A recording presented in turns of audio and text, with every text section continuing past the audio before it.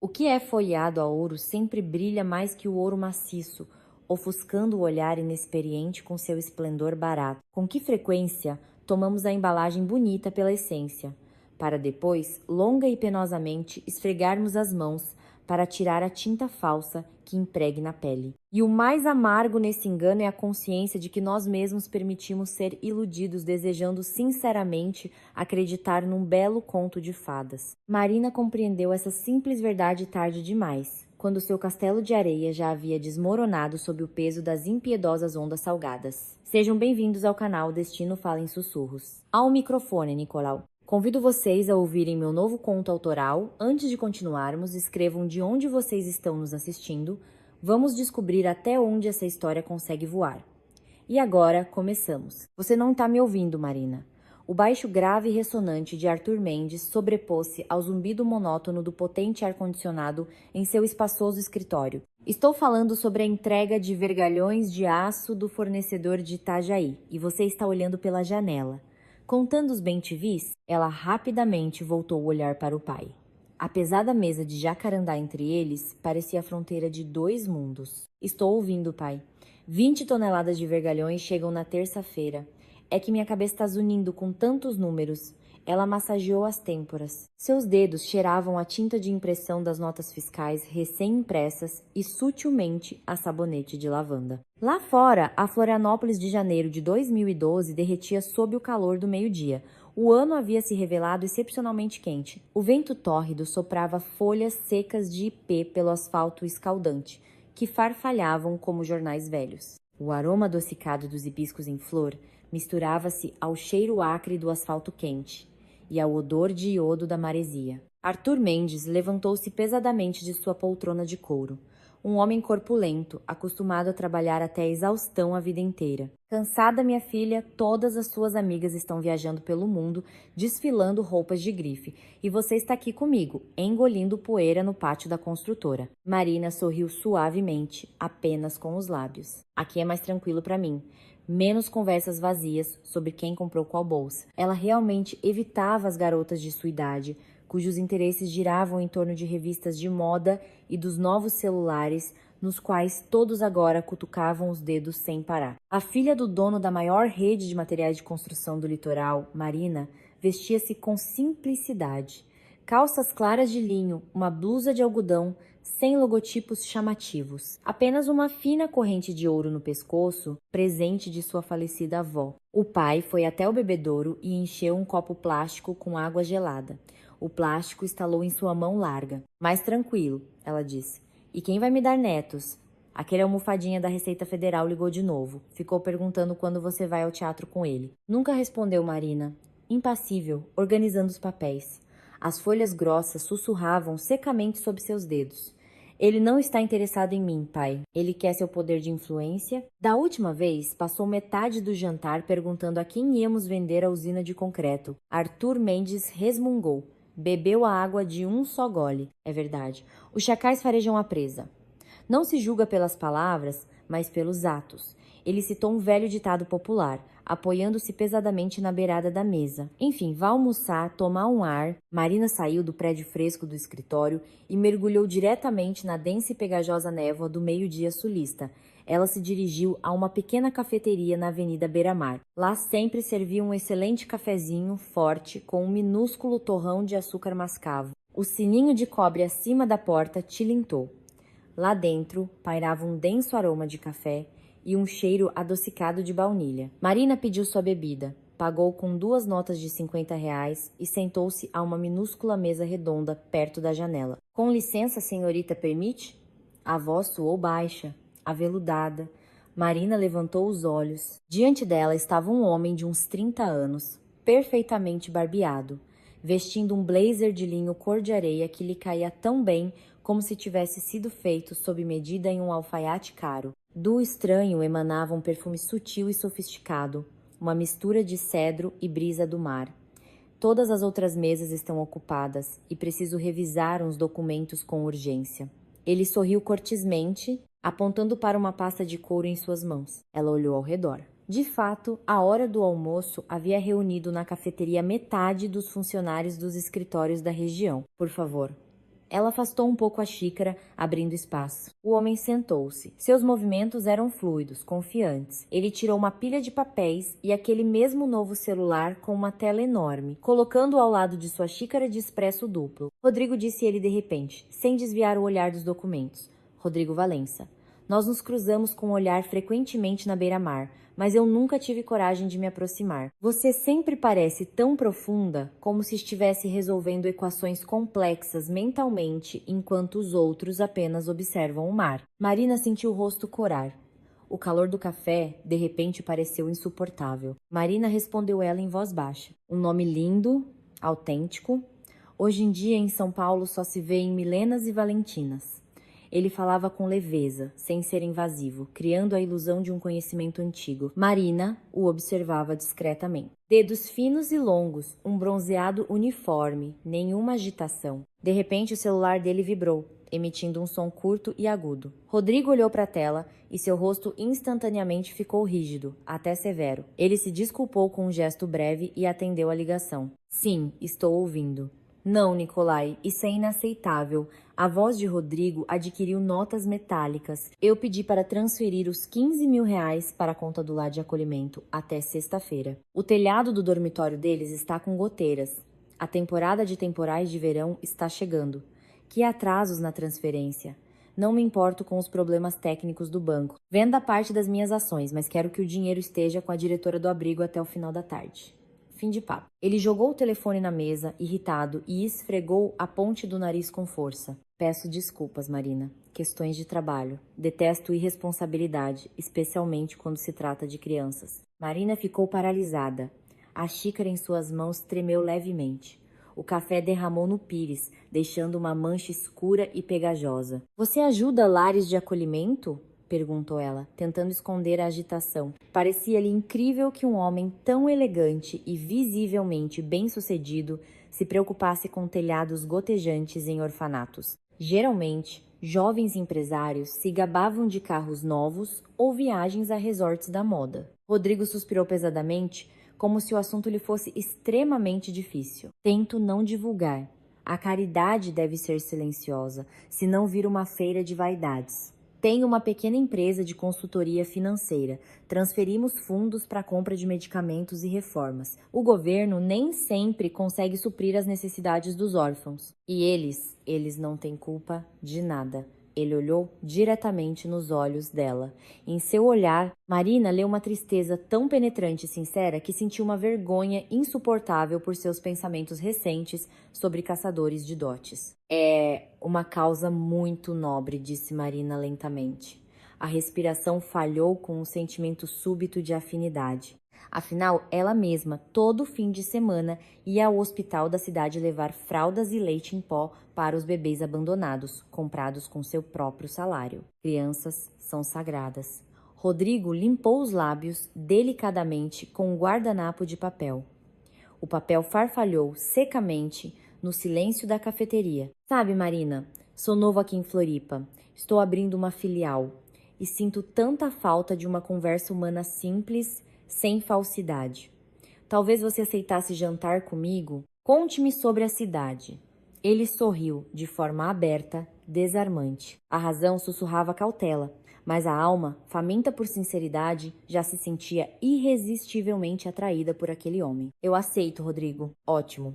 Amanhã, às 7 da noite, na entrada principal do Parque da Luz. Ele assentiu. Rodrigo se levantou, jogando sobre a mesa uma nota de 100 reais. Pagando generosamente por seu pedido modesto, e com uma leve inclinação de cabeça, saiu para a rua inundada de sol ofuscante. O dia seguinte passou como se estivesse em um nevoeiro denso. Marina confundia as colunas de números nos relatórios. Derramou água mineral 2 vezes na mesa de trabalho e olhava constantemente para o relógio de parede, que contava os minutos metodicamente. Às 7 da noite, o calor diminuiu um pouco. Uma brisa salvadora soprava do mar. Marina estava em pé, junto aos portões de ferro forjado do parque da cidade, vestindo um vestido azul escuro, abaixo dos joelhos, modesto, mas que realçava sua figura. Rodrigo apareceu pontualmente. Em suas mãos, ele segurava um buquê requintado de peônias brancas. Os botões exalavam um aroma doce e delicado. As pétalas eram frescas e úmidas ao toque. Eles caminharam por alamedas sombreadas por mais de 3 horas. O cascalho rangia suavemente sob seus pés. Em algum lugar ao longe, uma banda de música tocava, entoando velhas e comoventes valsas. Amor é quando você quer viver com alguém as 4 estações do ano, disse Rodrigo, pensativo, olhando para o céu sulista que escurecia. Bradbury estava certo. Mas em nosso tempo, as pessoas querem passar o inverno no conforto e encontrar a primavera já com outros. Há muito consumismo, Marina. Essas palavras caíam em solo fértil. Marina sentia como se os muros invisíveis da fortaleza defensiva que ela construíra ao redor de si por anos estivessem desmoronando. Ela escondeu dele a magnitude dos negócios do pai, apresentando-se como uma simples economista. E isso não incomodou Rodrigo em nada. Ele nunca perguntou sobre seu salário, demonstrando apenas generosidade e cuidado. Passou-se 1 mês e meio. Seus encontros tornaram-se diários. A vida parecia uma pintura perfeita, feita com cores claras e puras. Rodrigo começou a falar em casamento, sutilmente, sem alarde. Disse que queria uma cerimônia civil discreta e uma bênção em uma pequena igreja do interior. Foram exatamente essas palavras que finalmente adormeceram a vigilância de Marina. Um homem que precisasse de dinheiro insistiria em uma festa suntuosa. Uma noite, enquanto estavam em seu espaçoso apartamento alugado, Rodrigo parecia particularmente abatido. Ele olhava silenciosamente pela janela, girando um copo de cristal vazio nas mãos. As facetas do cristal brilhavam foscamente à luz do abajur. O que aconteceu, Rodrigo? Marina aproximou-se por trás, colocando as mãos em seus ombros. Sob o tecido fino da camisa, sentia-se a tensão dos músculos, duros como pedra. Ele cobriu a mão dela com a sua. Sua pele estava seca e quente. Outra falha técnica no sistema, respondeu ele com a voz abafada. Um surto de infecção no lar de acolhimento número 3. Precisam de antibióticos potentes com urgência. Encomendei um lote, mas minha conta foi bloqueada pelo serviço de segurança para uma verificação de rotina.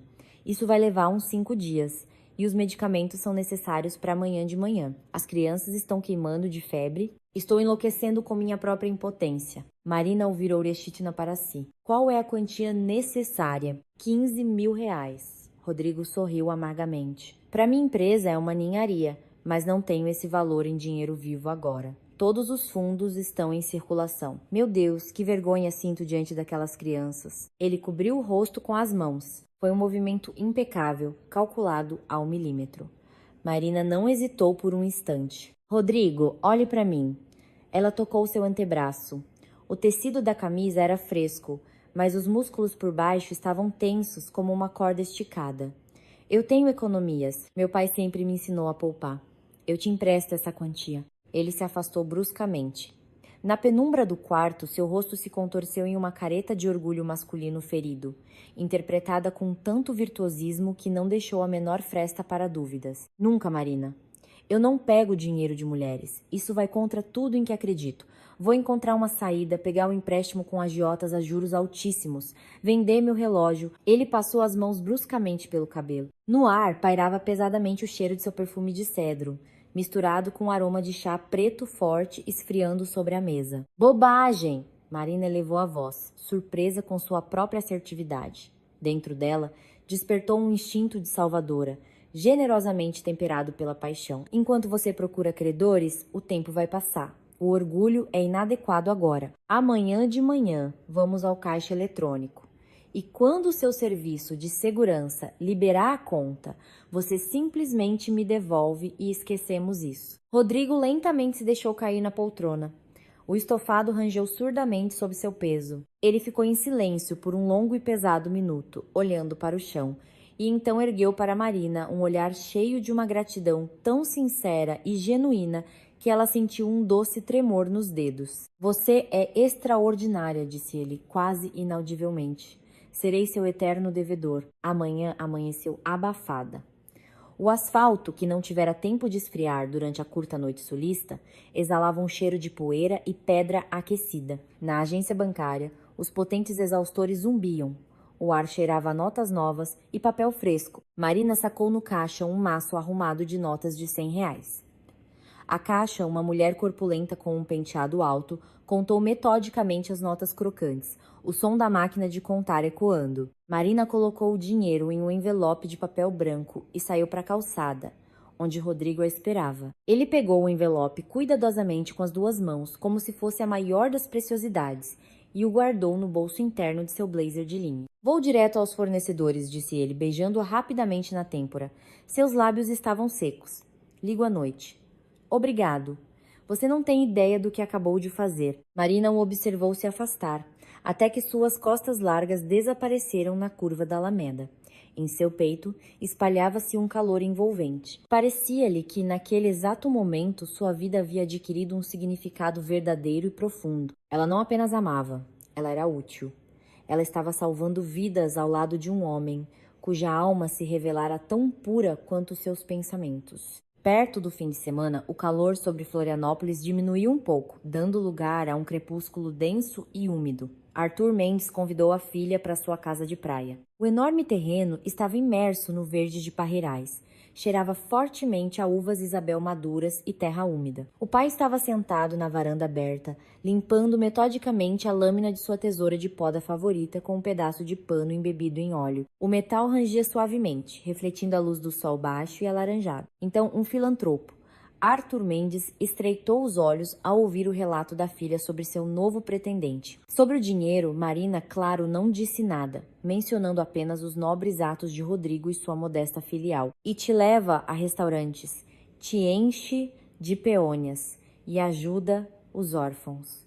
Um verdadeiro santo que desceu à nossa terra. Pai, você é cínico demais. Marina serviu uma xícara de chá de ervas. O aroma denso de capim-cidreira e hortelã preencheu o espaço entre eles. Na língua, ficou um leve amargor. Pela primeira vez na vida, encontrei um homem que não quer sua fábrica de cimento.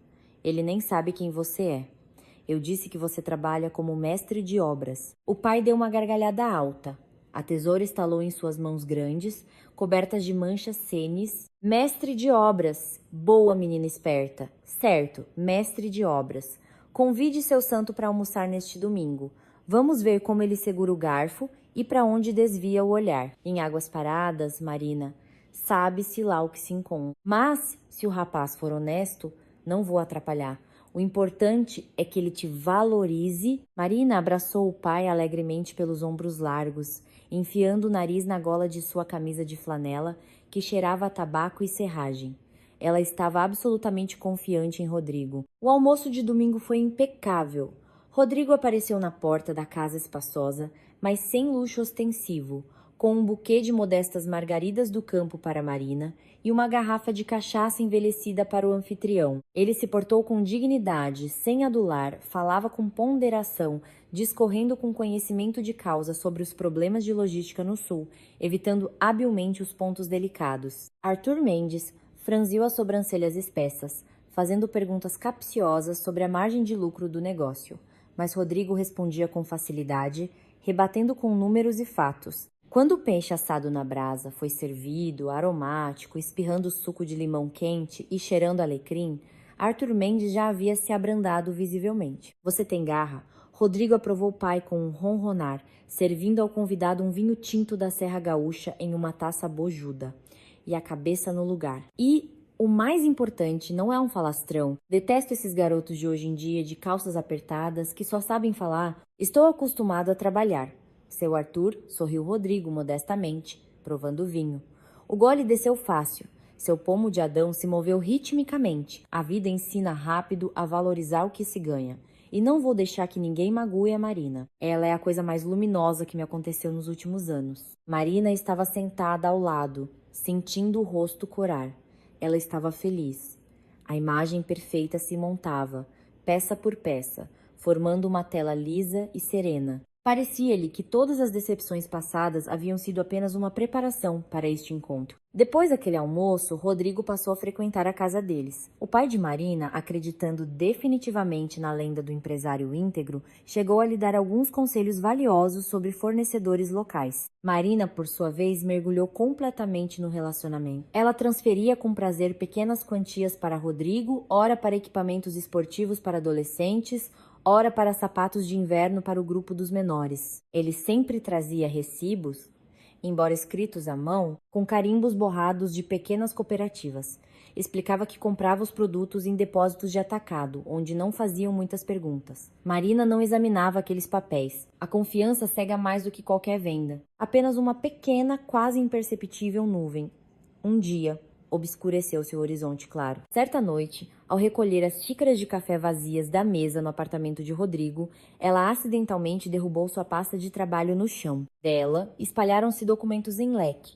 Marina agachou-se para recolher as folhas de papel grosso. Entre notas fiscais e contratos de aluguel enfadonhos, havia um folheto publicitário brilhante de uma concessionária de carros de luxo. Um dos carros, um sedã esportivo de último modelo, estava circulado com um marcador vermelho. Ao lado, nas margens, havia uma anotação feita com a caligrafia fluida de Rodrigo. Faltam R, 50 mil. Marina Franzio atesta. Ela se lembrava de como Rodrigo a convencera de que não precisava de carro, que preferia investir os fundos disponíveis nos negócios e na ajuda às crianças, e que se locomover de táxi era muito mais vantajoso. Ela cuidadosamente colocou o folheto de volta na pasta. Ele deve estar apenas sonhando. Tranquilizou-se, levantando-se. Homens frequentemente folheiam revistas de carros, como crianças catálogos de brinquedos. Não é nada demais. Ela afastou com determinação o pensamento desagradável. Se ela soubesse que aquele pequeno episódio era a primeira rachadura na fachada perfeita, por trás da qual se escondia um vazio imenso. 2 semanas depois, Rodrigo a pediu em casamento. Aconteceu na beira-mar, ao som das ondas quebrando nas pedras. O spray salgado alcançava seus rostos, deixando um gosto de mar nos lábios. Rodrigo ajoelhou-se sobre o concreto úmido da mureta e estendeu-lhe uma caixinha de veludo. Dentro, um anel delicado com uma pedra pequena, mas límpida, brilhava foscamente. Marina, não te prometo mundos e fundos. Sua voz soava comovente, sobrepondo-se ao barulho da arrebentação. Meu negócio ainda está começando, mas te prometo fidelidade, cuidado e um lar onde sempre haverá risadas de crianças. Seja minha esposa. Ela chorou, cobrindo o rosto com as mãos. As lágrimas se misturavam ao spray do mar. Sim, Rodrigo. Sim. Ele colocou o anel em seu dedo. O metal gelou sua pele. Rodrigo abraçou Marina com força, enterrando o rosto em seus cabelos. Ela não viu seus olhos naquele momento. Os olhos de um predador que finalmente havia fechado a armadilha. A felicidade torna a pessoa descuidada. Em estado de euforia, a visão perde a nitidez e a intuição, aquele cão de guarda interior, adormece docemente no limiar da consciência. A preparação para o casamento envolveu Marina em um redemoinho aconchegante de afazeres. Eles decidiram não fazer uma grande festa. Rodrigo insistiu em um jantar familiar tranquilo, e Marina apoiou calorosamente a ideia. O pai, ao saber do evento iminente, ficou em silêncio por um longo tempo, o maxilar tenso, e depois simplesmente disse: a decisão é de vocês, desde que traga alegria. Setembro, em Florianópolis, chegou límpido e vibrante. O calor recuou, deixando para trás um calor suave e aveludado. O ar cheirava a pinhão na chapa e a folhas úmidas que os garis varriam em pilhas pesadas pela manhã. Naquela terça-feira, Marina pediu para sair mais cedo do trabalho. Queria buscar seu modesto vestido branco no ateliê, reformado a partir de um antigo traje de sua mãe, e passar na padaria para comprar profiteroles frescos.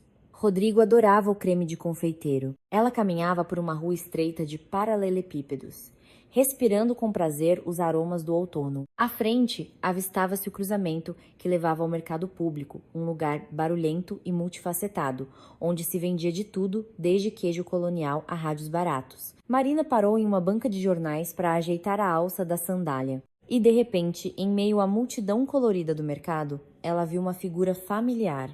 O blazer cor de areia, a postura impecável, a pasta de couro jogada displicentemente sobre o braço. Rodrigo. Ela já ia chamá-lo, acenar alegremente, mas as palavras ficaram presas na garganta.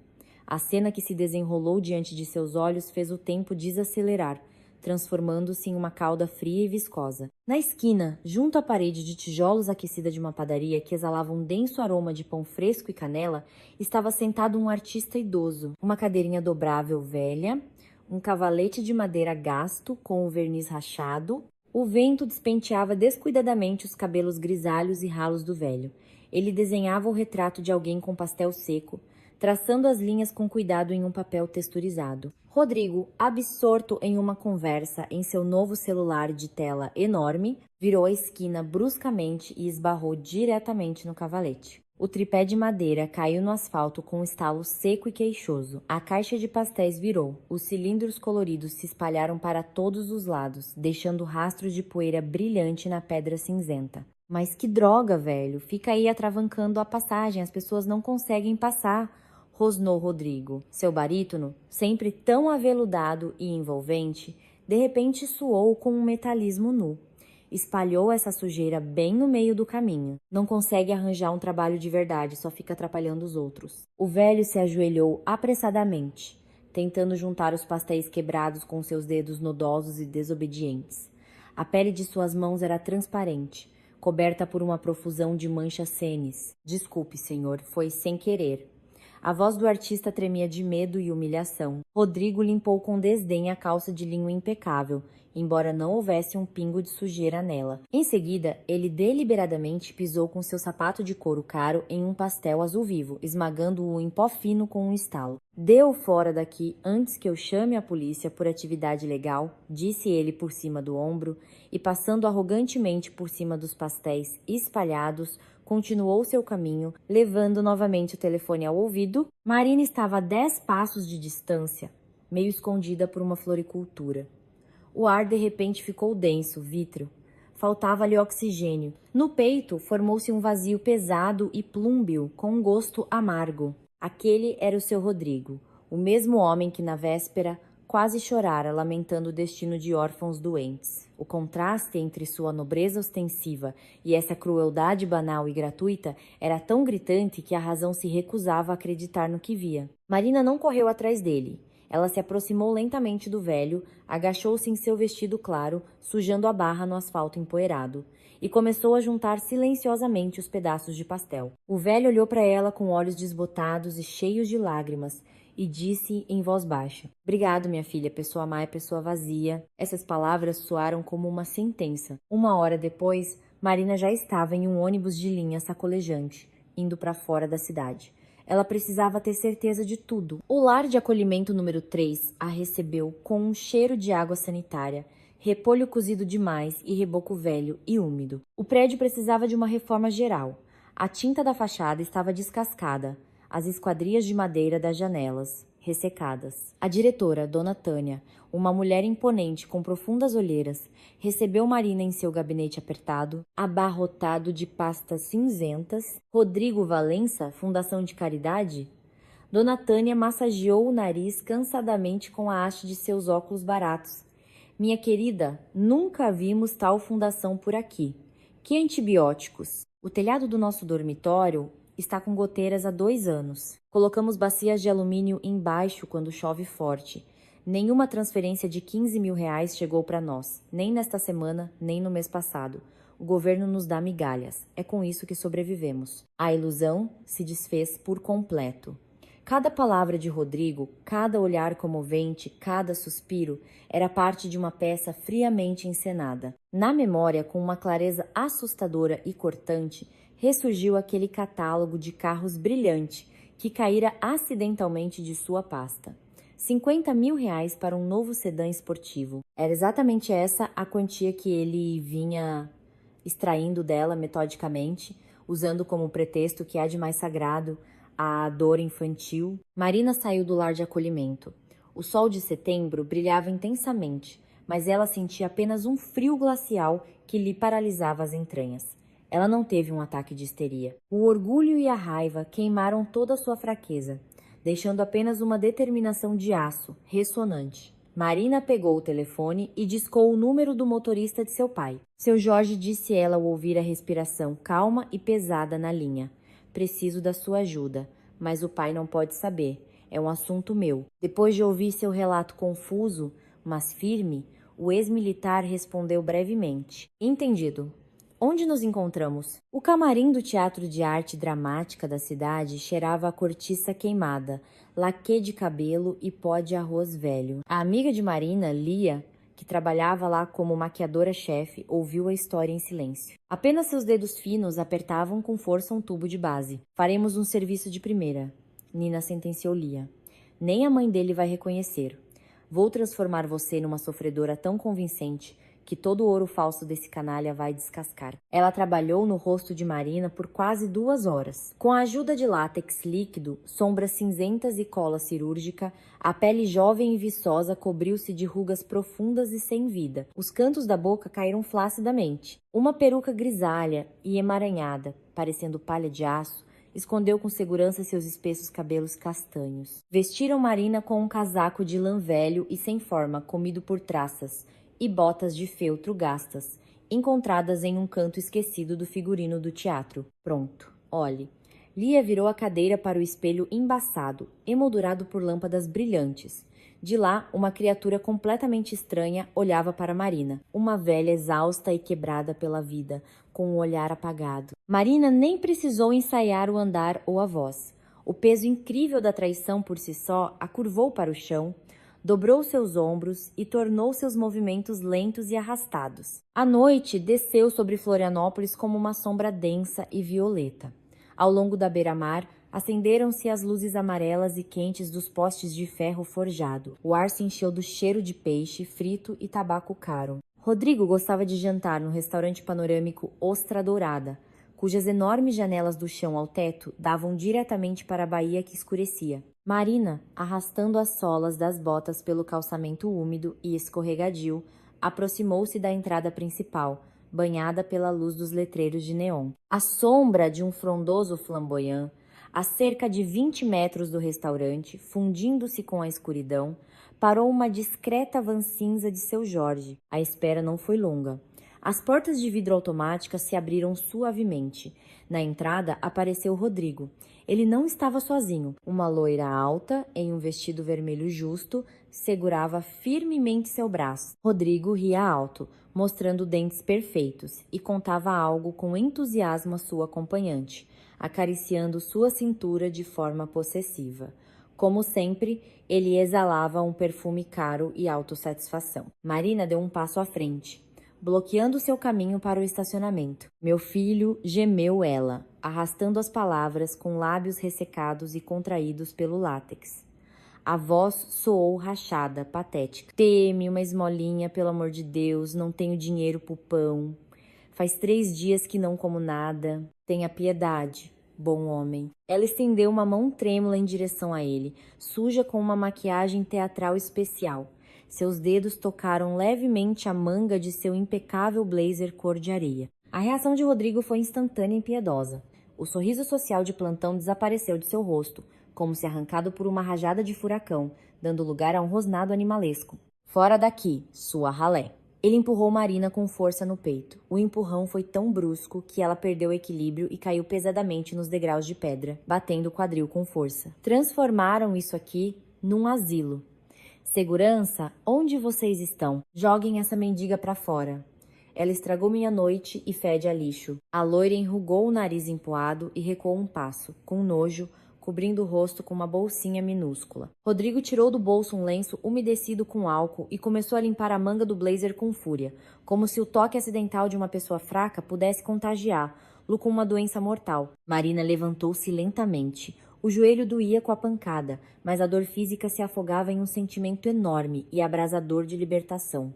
A última gota envenenada de esperança havia deixado seu sangue. A máscara fora arrancada. Não havia mais ilusões. Ela não disse uma palavra, apenas recuou para a sombra densa de uma coluna e levantou a mão, dando o sinal. Da van cinza, seu Jorge deslizou pesada e silenciosamente.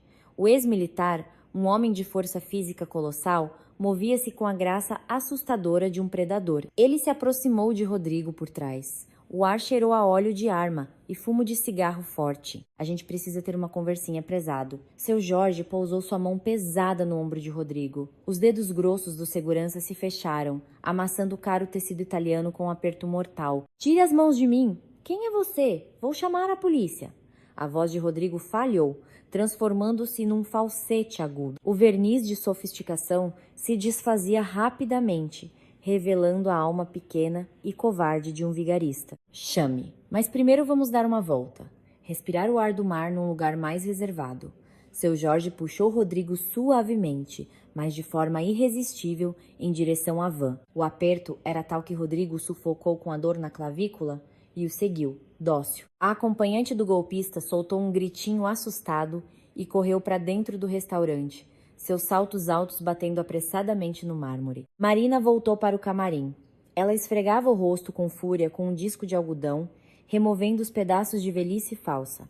A água na pia ficou com uma cor cinza suja. Junto com o látex e a maquiagem, ela lavava de si os restos de Rodrigo. Seu toque, sua voz aveludada, seus juramentos mentirosos. A porta rangeu 2 horas depois. Na soleira, apareceu a silhueta corpulenta de seu Jorge. Dele vinha um cheiro de frescor noturno e de mar. Acabou, disse o motorista com voz abafada, sentando-se pesadamente em uma cadeira de Viena bamba. A cadeira rangeu lastimosamente. Seu noivo murchou como um balão furado. Levei ele para uma praia deserta, perto das rochas. Escuridão total, só o barulho das ondas e o uivo do vento. Nem encostei um dedo nele, Marina. Apenas o coloquei na beira de um penhasco e expliquei de quem era a filha que ele tentou enganar. Falei sobre o seu Arthur. As pernas do rapaz tremeram de medo. Ali mesmo, nas pedras molhadas, ele caiu de joelhos. Começou a choramingar. O motorista fez uma careta de nojo, como se tivesse engolido uma fruta azeda. Um vigarista comum. Encontrava moças com dinheiro, jogava poeira nos olhos, apelava para a pena. O dinheiro que você deu a ele, ele transferia para a conta pessoal dele. Já tinha juntado 50 mil. Fiz ele transferir de volta, ali mesmo pelo celular, via Pix, cada centavo seu. E amanhã de manhã, ele some de Florianópolis para sempre. Prometi a ele que se visse a sombra dele por aqui de novo, eu o mandaria alimentar os Círis. Ele acreditou? Marina respirou fundo. O ar encheu seus pulmões, trazendo alívio. O orgulho e a raiva queimaram toda a fraqueza dentro dela, deixando apenas as cinzas frias da experiência. Outubro trouxe a Florianópolis chuvas longas e persistentes, e um ar mais fresco. A cidade parecia ter se lavado, livrando-se da agitação do verão e mergulhando em uma vida calma e ritmada. As árvores se vestiram de ouro e cobre, e o mar adquiriu um tom profundo de chumbo. A experiência com Rodrigo poderia ter amargurado Marina, tê-la feito odiar todos os homens. Mas sua sabedoria inata prevaleceu. Ela entendeu o principal. A necessidade de dar calor não desaparecera. Ela apenas havia escolhido o destinatário errado. 3 semanas após a memorável noite no restaurante, Marina estava novamente na entrada do lar de acolhimento número 3. Desta vez, ela chegou em uma velha van de serviço da empresa de seu pai, cuja carroceria estava abarrotada de rolos de linóleo grosso, latas de tinta e caixas, com antibióticos de verdade e de qualidade. Dona Tânia, ao ver tamanha riqueza, começou a chorar, enxugando as lágrimas com a ponta de seu chale de tricô. Marina, minha filha, mas como? Vamos rezar por vocês pelo resto da vida. Não precisa rezar, Dona Tânia respondeu, Marina suavemente. Ela vestia jeans simples e um suéter de lã grossa e quente. É preciso consertar o telhado e trocar o piso. Os operários chegam amanhã de manhã.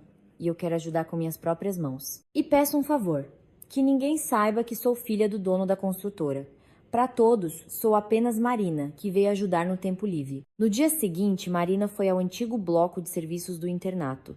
Lá, na antiga sala da caldeira, ficava a marcenaria. Assim que Marina abriu a porta pesada, forrada de napa, foi envolvida por um cheiro denso e inebriante de serragem fresca, resina de pinho e cola de marceneiro quente. Esse aroma era radicalmente diferente do perfume adocicado e falso de Rodrigo. Era real, sólido, honesto. No centro da sala, iluminada por lâmpadas fracas, havia uma bancada maciça.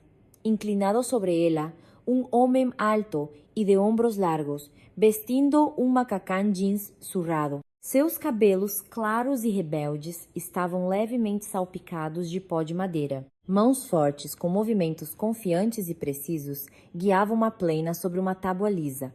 A serragem caía em anéis dourados no chão de tábuas. Ao redor do mestre, 3 meninos de 7 ou 8 anos observavam o processo, fascinados. É assim, rapazes. A voz grave e calma do homem preencheu o espaço da oficina.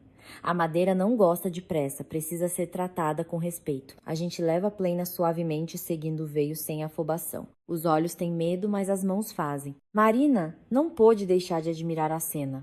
Havia nela tanta harmonia simples e genuína que por um momento sua respiração falhou. O homem levantou a cabeça e notou Marina. Ele tinha olhos claros e perspicazes, com uma rede de pequenas rugas nos cantos, um sinal do constante semicerrar de olhos durante o trabalho. Bom dia! O que atrás por aqui? Ele largou a plena e limpou as mãos largas no tecido grosso do macacão. Em seus dedos viam-se cicatrizes antigas e esbranquiçadas. Olá, sou a Marina, assistente social. Quer dizer, apenas uma ajudante. Ela hesitou um pouco, lembrando-se de sua nova identidade. Dona Tânia disse que vocês precisam de ajuda para lixar as esquadrias velhas antes de pintar. O homem a examinou com um olhar atento e avaliador, sem escárnio ou arrogância. Apenas uma avaliação de trabalho. Mateus. Ele estendeu a mão. Marina colocou sua mão na dele, com cuidado. O aperto de mão de Mateus era firme, a pele dura e áspera de calos, mas surpreendentemente quente. É um trabalho empoeirado, Marina, não para um suéter tão limpo. Não tenho medo de poeira, Mateus. Você tem um avental sobrando? Mateus sorriu quase imperceptivelmente. Naquele sorriso, não havia um pingo de falsidade. Tem sim. Ali no prego, pegue uma lixa, vou te mostrar como lidar com as esquadrias. Marina vestiu o avental de lona grossa, que cheirava a óleo de linhaça, e começou a trabalhar. Eles trabalharam em silêncio. Apenas o farfalhar seco da lixa na madeira e o sussurro baixo dos meninos quebravam o silêncio. Uma hora depois, Marina sentiu alguém puxar levemente a barra de seu avental. Ela baixou os olhos. Ao seu lado estava um menino magro de uns 6 anos, com o cabelo cortado à máquina. Olhos castanhos enormes, sérios para a idade, olhavam para Marina com uma esperança contida. Tia, você veio me buscar? Perguntou o menino em voz baixa. Sua voz soou trêmula, como se ele tivesse medo de espantar a sorte. Eu sou o Lucas, sei amarrar meu sapato sozinho e como tudo no prato. Você é minha mãe? Dentro de Marina, algo como uma corda esticada se rompeu. Um nó, amargo e quente, se formou em sua garganta. Era o eco da dor alheia, impossível de abafar com dinheiro ou palavras bonitas. Ela percebeu que aquele pequeno ser humano esperava por um milagre todos os dias. Olhava para os rostos de novas pessoas, procurando neles aquela única que um dia o deixou uma rodoviária fria. Marina agachou-se, ficando cara a cara com Lucas. Sem se importar com o pó de madeira, ela acariciou suavemente a cabeça raspada do menino. Olá, Lucas. Eu não sou sua mãe. Marina pronunciou essas palavras com uma suavidade incrível. Ela viu como a luz nos olhos castanhos se apagou instantaneamente e apressou-se a acrescentar. Mas eu quero ser sua amiga. De verdade. Você me deixa ser sua amiga? Lucas fungou, desconfiado. Amiga? Amigos não vão embora para sempre? Os de verdade, nunca disse Marina com confiança. Quer que eu te traga um livro sobre navios amanhã? A gente pode ler junto. O menino assentiu timidamente e de repente abraçou seu pescoço com bracinhos finos, enfiando o nariz em seu ombro. Ele cheirava a sabonete infantil e mingau de leite. Marina o abraçou de volta, sentindo as lágrimas inesperadas escorrerem por suas bochechas. Ela olhou por cima da cabeça da criança e encontrou o olhar de Mateus. O marceneiro estava de pé, apoiado na bancada. Em seus olhos, Marina leu um profundo respeito e algo mais. Um reconhecimento silencioso de sua bondade. Ele não fez perguntas, não fez piadas inoportunas. Ele simplesmente a entendeu. Lucas chamou Mateus com sua voz grave e calma. Vem ajudar o mestre aqui. Preciso separar estes pregos por tamanho. Consegue? A tia Marina precisa trabalhar. As esquadrias não vão se lixar sozinhas. O menino, a contragosto, soltou Marina e foi até a bancada, com uma expressão séria e importante. Mateus delicadamente afastou a criança, dando a Marina tempo para lidar com suas emoções. Esse tato simples e intuitivo a impressionou muito mais do que as maneiras refinadas do almofadinha da capital. Novembro trouxe a Florianópolis ventos úmidos e penetrantes. O mar estava agitado, jogando nas praias de seixos vazias tufos marrons de algas e troncos lisos e esbranquiçados. Nesses dias, a cidade se escondia atrás das paredes grossas das casas, enrolando-se em cobertores de lã. Mas para Marina, a velha marcenaria do internato tornou-se o lugar mais quente e seguro da terra. Ela ia para lá todo fim de semana. A lenda da modesta digitadora da prefeitura se firmou. Mateus nunca fazia perguntas desnecessárias, nunca tentava invadir sua alma com a curiosidade inoportuna. Ele simplesmente a esperava. Preparava um chá preto forte com rosa mosqueta seca em uma chaleira de metal bojuda. Colocava sobre a mesa coberta de pó de madeira 2 canecas de faiança de paredes grossas. A estufa de ferro fundido no canto da oficina roncava satisfeita, devorando toras de bétulas secas. O calor do ferro incandescente misturava-se ao aroma amargo da resina de conífera derretendo e ao óleo de máquina. Marina estava sentada em frente a uma antiga máquina de costura manual. A pesada roda de metal girava compassadamente sob sua mão, e a agulha perfurava o tecido de sarja grosso com um baque rítmico e seco. Marina costurava cortinas novas para os dormitórios das crianças. As antigas, desbotadas e muito finas, não protegiam os órfãos das correntes de ar que percorriam os corredores. Mateus estava inclinado sobre a bancada. Suas mãos fortes, cobertas por uma penugem clara, manejavam com segurança uma lixa grossa. Ele estava restaurando um velho trenó para Lucas. Os patins haviam enferrujado há muito tempo. As tábuas de madeira ressecaram e racharam.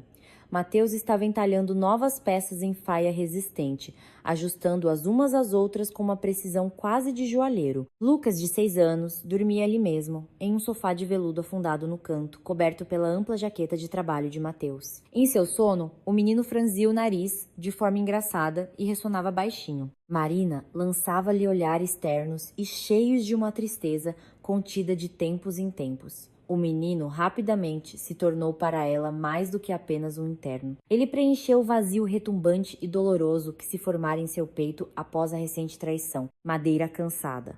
A voz baixa e firme de Mateus quebrou o silêncio aconchegante. Ele passou o polegar áspero pelo corte fresco, ficou muito tempo na umidade. Pensei que não salvaria a peça, mas tirei a camada superior podre. Por dentro, a madeira está limpa, vibrante. Vai viver.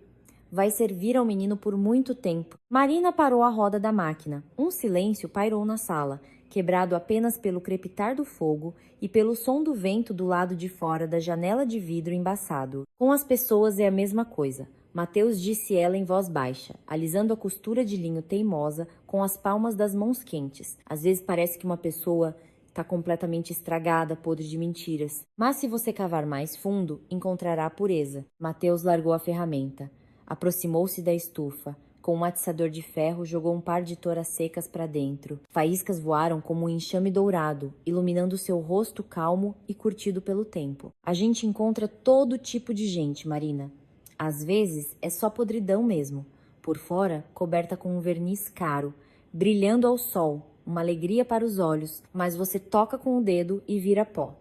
Não dá calor, nem tem utilidade. Só suja as mãos e perde tempo. E às vezes a madeira nobre pode estar cortada pelo destino, arranhada, batida pelo tempo, mas o cerne é forte. Essa madeira aguenta qualquer golpe. Marina baixou os olhos.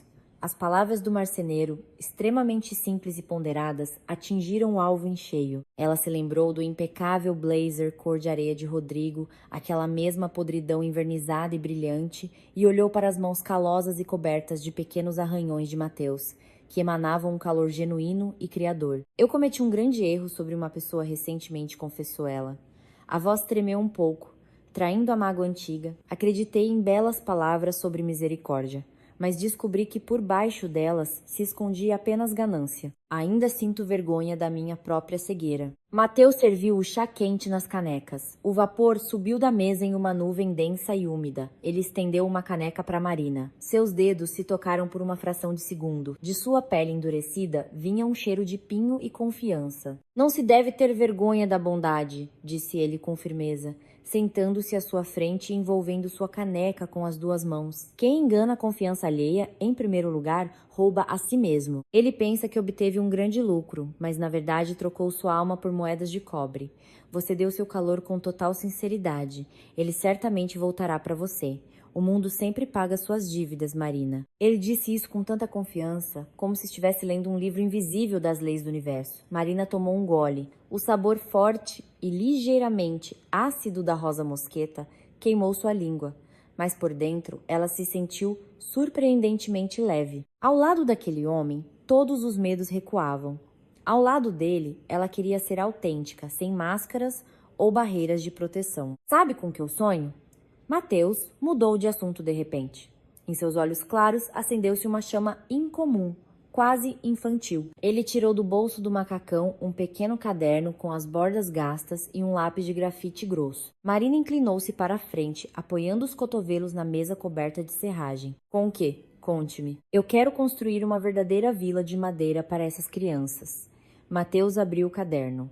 Não essas caixas de tijolos frias e impessoais, onde os órfãos se sentem sozinhos e com medo, mas casas de toras de verdade, de pinho grosso e aquecido pelo sol. A madeira respira, entende? Ela é viva. Numa casa assim, uma criança se sente protegida. Lá cheira a floresta, não a cloro de hospital. Quero que cada criança tenha seu próprio quarto claro, que abramos oficinas grandes e espaçosas, para que os meninos tenham um ofício nas mãos, quando saírem para a vida adulta, para que não se percam. Ele rapidamente esboçou um desenho no papel amarelado. Casas fortes, janelas entalhadas, varandas amplas e abertas. O desenho parecia esquemático, mas em cada traço confiante sentia-se uma força interior colossal e uma fé inabalável no projeto. Marina observava atentamente o perfil de Mateus. A linha firme da mandíbula, o olhar profundamente concentrado. Ele não construía castelos no ar por vaidade. Ele planejava a vida. Uma vida real, forte e sólida para aqueles que foram deixados à margem do destino. É um sonho incrível, Mateus sussurrou Marina. E muito ambicioso. Para uma construção dessas, são necessários fundos enormes. Terreno, materiais de qualidade, licenças intermináveis com a prefeitura. Mateus sorriu suavemente, guardando o caderno de volta no bolso. Eu sei. O caminho não será curto, mas água mole em pedra dura. Tanto bate até que fura. Guardo o dinheiro de cada trabalho particular.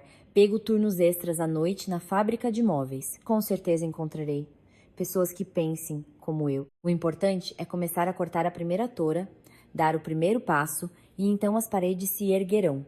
Ele a olhou com um olhar longo e incrivelmente profundo. Com a pessoa certa ao lado, pode-se construir qualquer cidade. Nenhuma tempestade será assustadora. Marina ficou paralisada. O ar na oficina de repente adquiriu uma densidade quase palpável. Naquelas palavras simples, desprovidas de pompa, não havia romance barato de livro ou declarações teatrais. Havia algo muito mais profundo. Uma proposta para compartilhar um destino.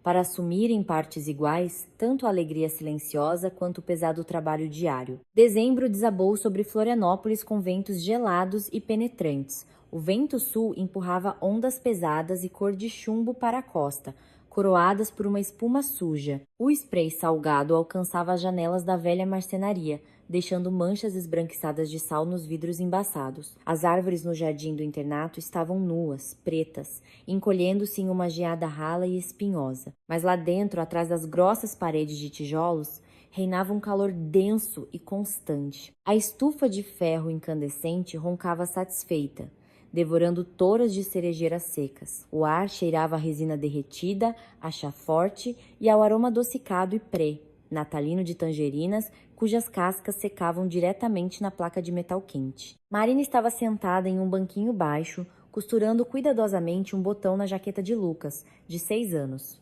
O menino estava ao lado, balançando impacientemente de um pé para o outro. Seus olhos escuros seguiam atentamente as mãos de Mateus. O marceneiro estava terminando o trabalho no trenó. Ele passou uma lixa fina nos patins de faia, curvados uma última vez, soprou a poeira dourada e passou a mão larga pela madeira. A superfície ficou lisa, quente, quase sedosa ao toque. Pronto, mestre Gregório. O baixo profundo de Mateus encheu a sala com uma solidez aconchegante. Receba seu transporte. Os patins estão encerados. Vão voar mais rápido que o vento. Só se segura firme? O menino soltou um ar de alegria. Agarrou a corda de cânhamo resistente e, esquecendo-se de agradecer, correu para a saída, arrastando atrás de si o trenó que cheirava madeira fresca. A porta se abriu com um rangido, deixando entrar uma nuvem de vapor gelado e fechou-se imediatamente. Um silêncio profundo e ressonante se instalou na oficina. Marina largou a agulha. Os dedos estavam um pouco dormentes do longo trabalho. Ela levantou o olhar para Mateus. Ele estava de pé junto à bancada, limpando as ferramentas com um pano oleado. À luz da lâmpada fraca no teto, as sombras brincavam em seu rosto curtido pelo tempo, realçando a linha teimosa do queixo e os raios profundos de rugas nos cantos dos olhos. Ele largou o pano, lavou as mãos sob a torneira no canto, secando-as cuidadosamente com uma toalha de algodão áspera e se aproximou lentamente de Marina. Seus passos eram pesados, confiantes. As tábuas do chão rangiam suavemente sob o peso de suas botas de trabalho. Marina, disse ele, com uma voz invulgarmente baixa. Em sua voz não havia a habitual assertividade do trabalho, apenas uma ternura profunda e contida. Ele se ajoelhou diante dela, diretamente no chão coberto de serragem. Sem teatralidade, sem frases decoradas. Um movimento simples e direto de um homem forte que tomou a decisão mais importante de sua vida. Mateus tirou do bolso do macacão surrado uma minúscula caixinha de madeira, esculpida em embuia. A tampa cedeu facilmente sob seus dedos. Dentro, sobre um pedaço de tecido de linho grosso, estava um anel modesto. Eu não tenho riquezas, Marina. Mateus olhava diretamente em seus olhos, sem desviar o olhar. Suas pupilas claras pareciam escuras de emoção. Não poderei te levar a resorts no exterior ou te dar carros caros. Meu capital são minhas mãos e meu ofício. Mas eu te prometo outra coisa. Prometo que em nossa casa nunca haverá mentiras. Prometo que estas mãos construirão para você paredes fortes e nunca te magoarão. Case-se comigo. Seja minha esposa. O ar no peito de Marina congelou. O calor da estufa de repente pareceu insuportável. Ela olhou para o anel de madeira simples e entendeu que ele era mais valioso do que qualquer diamante do mundo. Naquele pequeno pedaço de zimbro escondia-se a vida autêntica, não inventada. Uma vida onde se valoriza o cuidado, não as contas bancárias. Um nó quente e sufocante subiu à sua garganta. Os olhos arderam com lágrimas inesperadas. Mas não eram apenas lágrimas de uma felicidade imensa e avassaladora. A elas se misturava uma adição amarga e corrosiva de vergonha. Ela amava Mateus, amava cada ruga em seu rosto, cada calo em suas mãos. E era exatamente por isso que ela não tinha mais o direito de continuar seu jugo. Não se pode construir uma casa limpa sobre uma fundação podre de engano. Marina respirou fundo, reunindo toda a sua coragem. Mateus, sua voz tremeu, quebrando em um sussurro.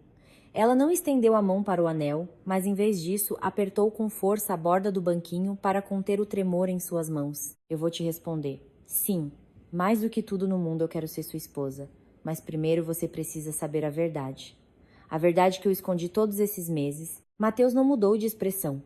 Apenas franziu um pouco mais as sobrancelhas claras, pronto para ouvir qualquer sentença. Eu não sou assistente social.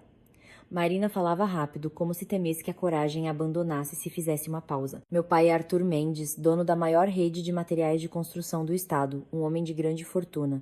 Eu cresci em uma casa grande, onde nunca me faltou nada. Eu te enganei desde o início. Por quê? Porque eu tinha um medo mortal. A pessoa anterior em quem confiei era um golpista.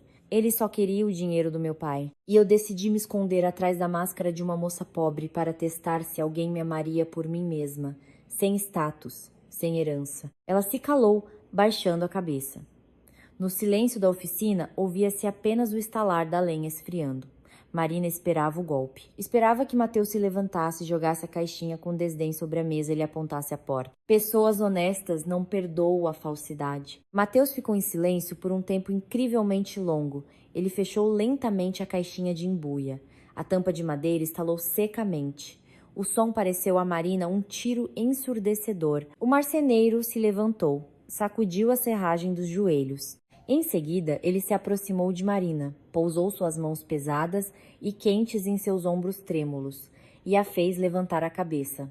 Em seu olhar não havia ódio, apenas uma profunda e concentrada ponderação de um homem avaliando a escala de um obstáculo repentino. Mentira é sempre uma tábua podre no assoalho, Marina disse ele com peso, escolhendo cuidadosamente as palavras. Cedo ou tarde você pisa nela e cai, quebra a perna. É ruim que você não tenha confiado em mim antes. Eu não sou um caçador de fortunas. Não quero o que é dos outros. O que é meu, eu ganho com meu próprio suor. Marina soluçou, sentindo as gotas quentes e salgadas escorrerem por suas bochechas. Perdoe-me, Mateus. Eu estou tão errada. Ele suspirou pesadamente, enxugando uma lágrima de sua bochecha com o polegar.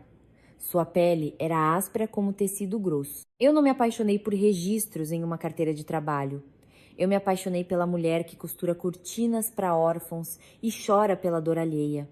A mulher que não teve nojo de sujar as mãos com poeira. Nenhum capital paterno pode mudar isso. A voz de Mateus tornou-se mais firme, recuperando sua solidez habitual. Mas não vamos mais nos esconder. Arrume-se! Marina piscou. sem entender, enxugando o resto das lágrimas. Para onde? Para a casa do seu pai, respondeu o marceneiro simplesmente, tirando sua pesada jaqueta de inverno do prego. Pelas regras antigas e corretas, se um homem quer chamar uma mulher de sua esposa, ele deve ir à casa dos pais dela e olhá-los nos olhos abertamente. Já que seu pai é um homem sério, então nossa conversa com ele será de homem para homem. Não vou te esconder pelos cantos. 1 hora depois, um ônibus velho e barulhento os levava para o condomínio de luxo de Florianópolis. Pela janela, passavam as silhuetas escuras de árvores nuas, prateadas pela geada. Marina sentou-se ao lado de Mateus, sentindo o calor calmo e constante que emanava dele. Ele ficou em silêncio durante todo o caminho, apenas segurando firmemente a mão dela. Quando chegaram aos altos portões de ferro forjado da mansão de seu pai, Marina sentiu um medo gelado apertar seu interior.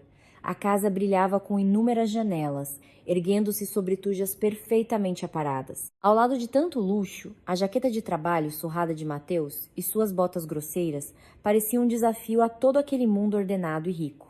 Ela aproximou o chaveiro magnético do sensor do portão. O mecanismo apitou, deixando-os passar para o caminho pavimentado com bloquetes perfeitos. Na espaçosa sala de estar, inundada pela luz de um lustre de cristal, cheirava tabaco de qualidade e café forte. Arthur Mendes estava sentado em uma poltrona de couro profunda, lendo as notícias em um jornal novo. Ao ver a filha acompanhada por um homem alto e desconhecido, de aparência bastante modesta, o dono da casa baixou lentamente o jornal para o colo. As sobrancelhas espessas de Arthur Mendes se uniram severamente sobre o nariz.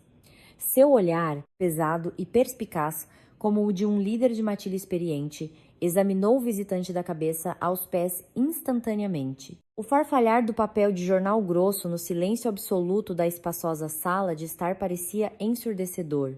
Arthur Mendes não se apressou em iniciar a conversa. Ele tirou lentamente os óculos de armação de chifre pesada, colocou-os na mesa polida ao lado da xícara de café que esfriava e só então se levantou. Alto, corpulento, ele estava acostumado a subjugar os interlocutores apenas com sua presença. O aroma denso e forte do tabaco de cachimbo que pairava na sala misturava-se com o cheiro do estofamento de couro das poltronas, criando a atmosfera do gabinete de um mestre inflexível. Marina prendeu a respiração. Ela conhecia aquele olhar avaliador e duro de seu pai. Com esse olhar, ele escaneava empreiteiros desonestos e funcionários públicos astutos, vendo através de seus verdadeiros motivos. Mateus não desviou o olhar. Ele permaneceu ereto, com as mãos grandes e calejadas ao longo das costuras de sua jaqueta de trabalho desbotada. Contra o fundo de papel de parede de seda e parquet trabalhado, ele parecia esculpido em um único tronco de carvalho, um estranho naquele luxo, mas absolutamente inabalável. E quem chega à minha casa sem ser convidado?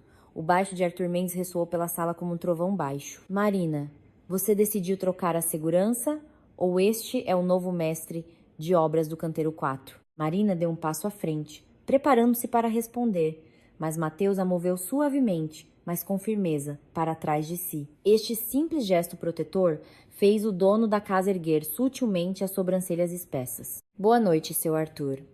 A voz de Mateus soou calma, sem adulação nem desafio. Um barítono profundo e tranquilo de um homem que conhece o valor de sua palavra.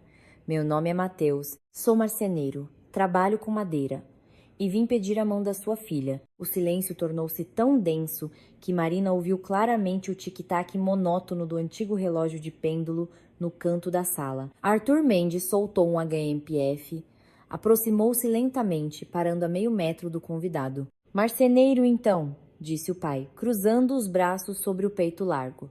Direto da oficina para minha sala. Parece que a nossa Marina é uma grande inventora. Ora são filantropos com sorrisos de revista, ora um homem do povo. E você, mestre, sabe quem eu sou? Sabe o capital que tem por trás de mim? Sei, assentiu Mateus. Marina me contou há 1 hora. Antes disso, eu pensava que ela era uma simples assistente social. Mas não preciso do seu capital, seu Arthur. Estou acostumado a ganhar meu dinheiro com o suor do meu rosto. Não peço o que é dos outros, mas luto pelo que é meu. Ele enfiou a mão no bolso e tirou a caixinha de madeira de embuia. Eu não trouxe ouro para Marina, continuou Mateus, estendendo a caixinha ao pai. Prometi a ela uma vida honesta. Não vou deixar que a magoem, não a deixarei passar fome. Tenho um teto sobre a cabeça, mãos saudáveis, e encontrar-se às escondidas não é coisa de homem. É por isso que estamos aqui. O rosto do velho empresário mudou sutilmente. A máscara severa rachou. Ele se lembrou de suas próprias mãos 30 anos antes, quando ele mesmo, jovem e teimoso, descarregava sacos de cimento, esfolando as palmas das mãos em sangue para sustentar a família. Lembrou-se de como desprezava os preguiçosos e valorizava aqueles que sabiam criar. Ele se virou para a filha. Marina estava pálida, amassando a barra de seu suéter de lã nas mãos. Ora, filha, por que mantém o noivo na porta? O baixo de Arthur Mendes soou mais suave. Nele despontava um calor rouco e cuidadosamente escondido. O homem chegou do frio. Tirem os casacos. Vou pedir a empregada para pôr a mesa. Nossa conversa será longa, Mateus. Sobre a vida, sobre construção. Vamos ver que tipo de chefe de família você será. Marina soltou o ar ruidosamente, cobrindo o rosto com as mãos. A tensão que a mantivera em um aperto de aço nas últimas horas se rompeu, despedaçando-se em miríades de fragmentos leves e tilintantes. Mateus virou-se para ela e acenou com a cabeça encorajador. Em seus olhos claros dançavam faíscas quentes. Abril de 2013 irrompeu em Florianópolis com uma floração exuberante e frenética. O ar ficou doce com as flores de cerejeira e ameixeira. A cidade se encheu do zumbido das abelhas e do hálito fresco do mar, aquecido pelo sol da primavera. O casamento foi celebrado discretamente. Arthur Mendes, a princípio, resmungou, exigindo alugar o melhor restaurante do litoral e convidar toda a elite da cidade. Mas Marina e Mateus foram irredutíveis. Alugaram uma pequena casa de madeira nos arredores da cidade, perto da floresta. Nas mesas de madeira, cobertas com toalhas de linho simples, fumegava batata cozida com endro. Conservas caseiras e carne assada exalavam um aroma forte, sem pompa, sem brindes falsos de pessoas que só queriam contratos vantajosos, apenas os seus. Marina usava o mesmo vestido branco modesto, reformado do traje de sua mãe. O convidado mais feliz da festa era um menino pequeno, de cabelo curto, em um novo terninho de veludo. Lucas, de 6 anos, sentou-se entre Marina e Mateus, agarrando-se firmemente às mãos deles com ambas as mãos. Eles começaram o processo de adoção logo após as festas de fim de ano. O processo foi longo. A máquina burocrática rangeu e resistiu, mas a influência de Arthur Mendes e a teimosia inabalável de Mateus fizeram seu trabalho. Na véspera do casamento, Lucas deixou para sempre as paredes institucionais do internato, que cheiravam a cloro e solidão. Mãe. Lucas puxou a manga de Marina, olhando-a nos olhos com confiança. A palavra mãe ele pronunciava com um sussurro cuidadoso, como se estivesse provando o doce mais gostoso do mundo, com medo de que desaparecesse. Amanhã a gente vai na oficina? Deixei meu trenó lá. Preciso guardar-lo no sótão até o inverno. Marina inclinou-se, inalando o cheiro do topo de sua cabeça. A criança cheirava a pão fresco e shampoo infantil. Com certeza vamos, meu filho. O pai prometeu te mostrar como montar uma casinha de passarinho. Os pássaros precisam de casas novas na primavera. Mateus afagou o ombro do menino. Sua mão, larga e forte, cobriu completamente o frágil ombro infantil, oferecendo uma proteção inabalável. Primeiro, vamos planar as tábuas. Lucas, deixá-las lisinhas, para os passarinhos não machucarem as patinhas, disse Mateus em seu tom baixo. E depois, vamos começar a casa grande. O seu Arthur prometeu ajudar com madeira boa. Vamos construir nossa vila para seus amigos do internato, para que haja lugar para todos. Arthur Mendes, sentado à frente, ergueu sua taça de vinho caseiro. Havia mais fios brancos em seu cabelo, mas seus olhos pareciam claros e jovens. Ele encontrou em Mateus não apenas um genro, mas um sucessor. Um homem a quem poderia confiar o que tinha de mais valioso, sem temer uma facada nas costas. Marina olhava para seus homens, seu marido, seu pai e seu filho. O eco daquela dor antiga, a dor da traição e da mentira, finalmente se dissolveu no ar primaveril. Transformou-se em algo belo. O erro a levara àquela velha oficina. A traição a forçara a buscar a pureza genuína, e a dor alheia se tornou o impulso para encontrar uma família de verdade. O ouro verdadeiro não precisa do brilho intenso dos holofotes. Ele aquece por dentro. Cheira a serragem fresca. Soa como a respiração ritmada de uma criança dormindo e se sente como um ombro forte e confiável na mais rigorosa tempestade da vida. O folheado a ouro falso se desfaz ao primeiro vento forte, mas o que é esculpido em madeira viva e resistente, com amor e honestidade, permanece para sempre, criando raízes profundas e indestrutíveis. Essa história tocou você? Você já encontrou em sua vida pessoas que escondiam o vazio por trás de belas palavras e aquelas que provaram seu amor não com promessas, mas com o trabalho silencioso de cada dia? Escreva sua opinião nos comentários. Sua experiência de vida é muito importante para nós. Deixe um like se você acredita que sentimentos verdadeiros são mais importantes do que qualquer riqueza. E inscreva-se no canal para não perder novas e profundas histórias sobre destinos humanos. Até a próxima!